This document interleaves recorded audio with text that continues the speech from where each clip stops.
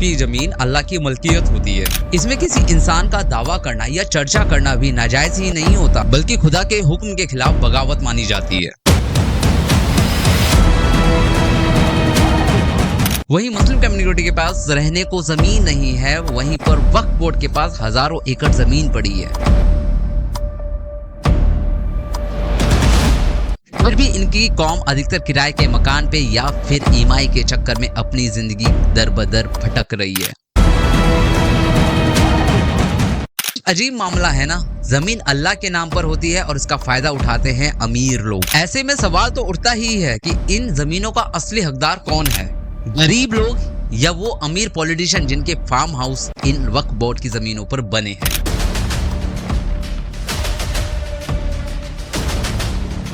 जो वक्त की जमीन गरीब, मुसाफिर और यतीमों के लिए रखी गई थी, वही जमीन आज विजय माल्या जैसे लोगों को शराब का धंधा करने के लिए दे दी जाती है। वहीं जहाँ कुरान में शराब को हराम बताया गया है और इसी वक्त की जमीन पर शराब का धंधा किया जाता है, तो क्या ये वक्त की जमीन है या फिर वाइन शॉप की एक ब्रांच?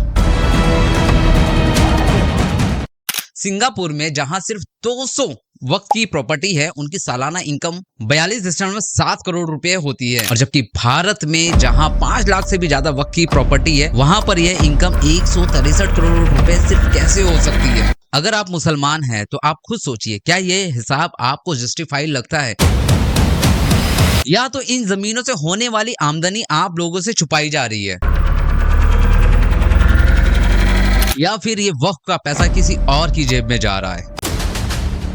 तो हिंदुस्तान पाकिस्तान एक थे और मुल्तान में एक मस्जिद थी, उसके साथ 2 गांव को अटैच कर दिया गया था और वहां के एक शकील उल इस्लाम को वहां का मुल्तवी बनाया गया था। इस तरीके से हिंदुस्तान में पहला वक्फ किया गया। जो भी जमीन वक्फ की होती है उसका पूरा रिकॉर्ड संभाला जाता था, जैसे किस रूलर के टाइम में वक्फ हुआ, मुतव्विल कौन था उस टाइम, यह सब कुछ लिखित होता था और इस ऑफिशियल रिकॉर्ड को फरमान कहा जाता था। फिर 1954 में वक्फ एक्ट बोर्ड आया और इसमें काफी अमेंडमेंट किए गए, जिसमें वक्फ बोर्ड की प्रॉपर्टी को रजिस्ट्री और उनके सर्वे को मैंडेटरी कर दिया गया था। और इसका असर ये हुआ कि इन लोगों ने इसका नाजायज फायदा उठाना शुरू कर दिया और एक केस ऐसा भी सामने निकल कर आया जब इन्होंने ताजमहल पर भी अपना हक जमा लिया था। मगर वहां एक अड़चन आ गई। जब यह कोर्ट में केस गया तो कोर्ट ने इनसे डीड मांगी और इनके पास ना ही रजिस्टर थी ना ही किसी तरह के कागज थे। सब कुछ होने के बावजूद भी बस कागज मिसिंग होने के कारण यह कोर्ट में केस हार गए और इसी वजह से वक्फ बोर्ड को अपनी प्रॉपर्टी पर और ज्यादा कब्जा करने में मुश्किलें आने लगी। तब कांग्रेस के साथ मिलकर इन्होंने 1954 वक्फ एक्ट में अमेंडमेंट कराए और उसके बाद से इन्होंने बेहिसाब अपनी वक्फ की प्रॉपर्टियों में इजाफा किया। उदाहरण के लिए राजस्थान में जहां इस एक्ट से पहले सिर्फ 73 वक्फ की प्रॉपर्टियां थी, कांग्रेस के अमेंडमेंट करने के बाद यह संख्या 1965 तक हो गई। वहीं आंध्र प्रदेश में जहां वक्फ की प्रॉपर्टी 15,300 थी, कांग्रेस के अमेंडमेंट करने के बाद यह आंकड़ा 35,706 तक पहुंच गया। और यह सिलसिला सिर्फ इन 2 स्टेट तक ही सीमित नहीं था, इन्होंने पूरे भारत में अपनी वक्फ की जमीनों को बहुत तेजी से बढ़ाना शुरू कर दिया। वक्फ की इस रूहानी अमानत के साथ जब लालच जुड़ा तो नतीजे हैरान करने वाले सामने आने लगे। एक के बाद एक करप्शन के मामले सामने आते जा रहे थे। जिन लोगों के कंधे पर वक्फ की प्रॉपर्टी को ईमानदारी से निगरानी रखने का कार्यभार दिया गया था, वही लोग इस अमानत को अब अपनी जागीर समझने लगे थे और वहीं पर सियासतदारों ने अपनी कुर्सी और नाजायज पावर का फायदा उठाकर अब धीरे धीरे जमीनों पर कब्जा स्टार्ट करना शुरू कर दिया था। लीज और रेंट के रिन्यूअल के नाम पर इतने घोटाले किए गए कि असली मुस्तबिल गरीब यतीम लोगों तक वक्फ का फायदा कभी पहुंचा ही नहीं।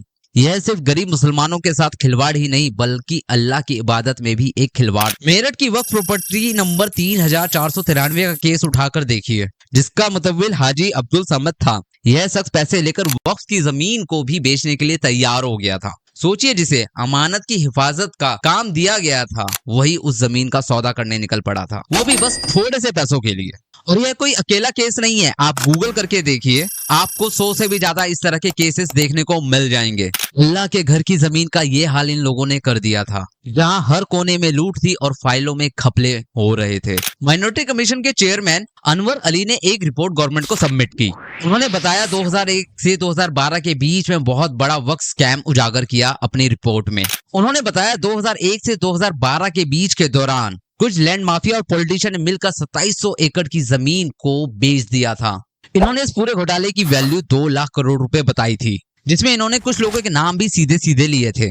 रहमत खान, जफर सर्वी, तनवीर सेफ और सबसे हैरानी करने वाली बात थी कि इसमें कांग्रेस के अध्यक्ष रहे मल्लिकार्जुन खड़गे का भी नाम शामिल था। इतना ही नहीं, दिल्ली में जामा मस्जिद और फतेहपुर मस्जिद के पास जो वक्फ की जमीन थी उस पर भी दुकानदारों से 1500 से 2000 रुपए का किराया लिया जाता था, जबकि उसकी मार्केट वैल्यू 15 से 20,000 रुपए थी। इस नुकसान से सीधा फायदा उठाया कुछ खास लोगों ने और इस घपले का इल्जाम लगा जामा मस्जिद के शाही इमाम अहमद बुखारी और मौलाना मुज्जुम अहमद पर। सोचिए, जहां मस्जिद के आसपास की जमीन गरीब लोगों के लिए जीने का सहारा बन सकती थी, वहां पर इस जमीन को लीज पर देकर इसके किराए से कुछ खास लोगों ने ही फायदा उठाया और एक गरीब मुसलमान इनके फायदे से वंचित रहा। सोचिए, जहां मस्जिद के आसपास की जमीन गरीब लोगों के लिए जीने का सहारा बन सकती थी, वहां पर इस जमीन को लीज पर देकर इसके किराए से कुछ खास लोगों ने ही फायदा उठाया और एक गरीब मुसलमान इनके फायदे से वंचित रहा। इन्हीं सारे घपलों को रोकने के लिए 8 अगस्त 2024 को संसद में बीजेपी वक्फ अमेंडमेंट बिल पेश करती है और एक साल की कड़ी मेहनत करने के बाद 3 अप्रैल 2025 को यह बिल संसद में पेश कर दिया जाता है और 3 अप्रैल 2025 को यह बिल लोकसभा में पास कर दिया जाता है और उसके अगले दिन 4 अप्रैल 2025 को राज्यसभा में पेश होता है और वहां भी यह बिल पास कर दिया जाता है। इसके बाद 5 अप्रैल 2025 को यह बिल पेश किया जाता है राष्ट्रपति मुर्मू द्रौपदी के सामने और वो इस पर हस्ताक्षर कर 8 अप्रैल 2025 को इस बिल को पूरे भारत में लागू कर दिया जाता है। हालांकि इस बिल का विरोध भी जोर शोर से होता है। ओवैसी से लेकर अखिलेश यादव और इमरान खान तक इस बिल का जोर शोर से विरोध करते हैं, मगर इनके विरोध के बावजूद संसद में यह बिल को पास होने से रोक नहीं पाते। तो इस तरीके से बिल तो पास हो जाता है, मगर इसके बाद की कहानी कुछ अलग है। और अब ये बिल जब पास हो गया है तो एक बार फिर से पश्चिम बंगाल में अहिंसा भड़क चुकी है। बात है 12 अप्रैल 2025 की। पश्चिम बंगाल का एक ऐसा जिला मुर्शिदाबाद जहां मुस्लिम आबादी 66.27% है, वही हिंदू आबादी 33% है। हाल में ही वक्फ संशोधन अधिनियम 2025 का विरोध में यहाँ हिंसक प्रदर्शन हुआ जिसमें 3 लोगों की मौत हो गई और 10 लोग घायल हो गए और 150 से ज्यादा लोगों को गिरफ्तार किया गया। दोस्तों देखो, हमारा संविधान प्रोटेस्ट करने की इजाजत तो देता है मगर वायलेंस करने की इजाजत नहीं देता। तो इन लोगों को यह है अधिकार किसने दिया? कौन है ये लोग? मुर्शिदाबाद में वायलेंस इतनी बुरी तरीके से हो रहा है, रेलवे ट्रैक्स को ब्लॉक कर दिया गया है, सरकारी प्रॉपर्टी को तोड़ा जा रहा है, एम्बुलेंस में आग लगा दी गई है और सबसे ज्यादा हिंदुओं को टारगेट किया जा रहा है। मुर्शिदाबाद दोस्तों जो एक डिस्ट्रिक्ट पड़ता है, वहां से एक गंगा नदी बहती है। स्पेशली उस नदी के सहारे कुछ हिंदू वहां से भागकर दूसरे डिस्ट्रिक्ट में जाकर शरण ले रहे हैं। वहां से कुछ तस्वीरें सामने आई है जहां पर यह लोग एक स्कूल में जाकर छुपे बैठे हैं। अपने ही देश में बहुसंख्यक हिंदूज आज की डेट में अल्पसंख्यक की जिंदगी जी रहे हैं। कमाल की बात तो यह है कि इस पर मीडिया भी चुप बैठा हुआ है। आखिर एक सवाल उठता है, लंदन टॉप जैसे चैनल क्यों नहीं इस न्यूज पर अपना इंटरेस्ट दिखाते हैं?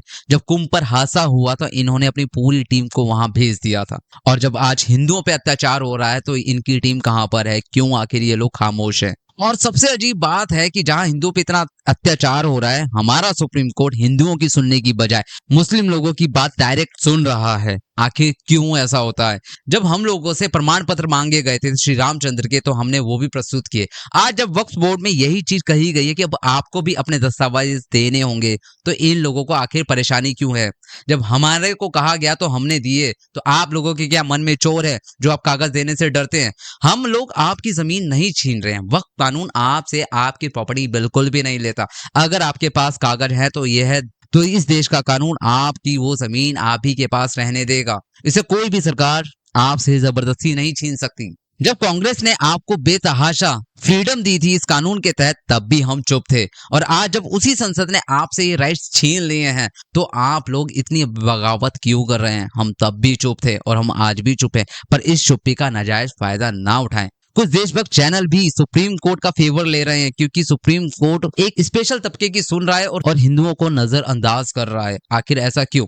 इस पर उपराष्ट्रपति ने भी अपनी प्रतिक्रिया दी है कि आखिर उनको क्या राइट है संसद के कानून पर सीधा हमला करने का। जाहिर सी बात है, हमारे देश का सुप्रीम कोर्ट संसद के द्वारा बनाए गए कानून के तहत चलता है, तो ऐसे में क्या सुप्रीम कोर्ट को राइट है कि संसद के ऊपर सवाल उठाए? आखिर उन्हें ये राइट दिया किसने है? कहीं ऐसा ना हो कि आने वाले टाइम में हमें गवर्नमेंट के अगेंस्ट अपने देश के सुप्रीम कोर्ट को ही देखना पड़े, क्योंकि हमारे पास अपोजिशन तो है नहीं, तो शायद सुप्रीम कोर्ट ही हमारा अपोजिशन बनेगा, शायद ऐसा लगता है, और वो हिंदुओं के पक्ष का नहीं होगा। और ऐसा हुआ तो कल को हिंदू अपने केस के लिए सुप्रीम कोर्ट बिल्कुल बिल्कुल नहीं जाएगा, क्योंकि जब उसे पता है कि ये किसके पक्षधर है तो हमारा विश्वास इस कानून प्रणाली से उठ जाएगा। आज सोशल मीडिया पे सुप्रीम कोर्ट को ट्रोल किया जा रहा है और इसके बचाव में कुछ चैनल्स भी आ रहे हैं, मगर उन्हें उन हिंदुओं का दर्द नहीं दिख रहा है जो अपने ही घर से पलायन करने पे मजबूर हो गए हैं। दिल्ली में भी हमने एक केस देखा जहां पर हिंदू लोग अपना घर छोड़कर जा रहे हैं। ये हाल तब है जब दिल्ली में बीजेपी की सरकार है। आके हिंदू कब तक चुप रहेगा? क्या अब हम लोगों को एक सुर में अपनी आवाज बुलंद नहीं करनी चाहिए